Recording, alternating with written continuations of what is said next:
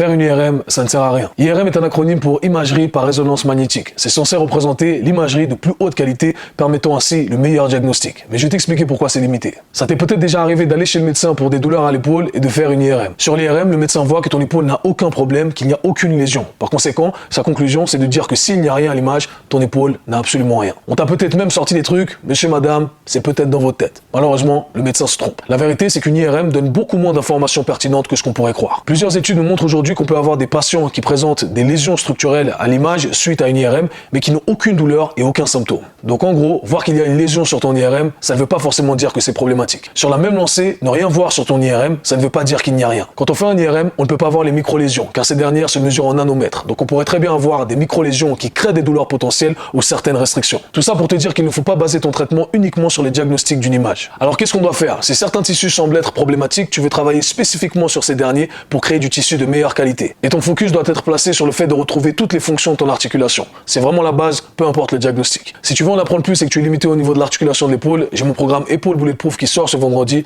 tu veux pas rater ça.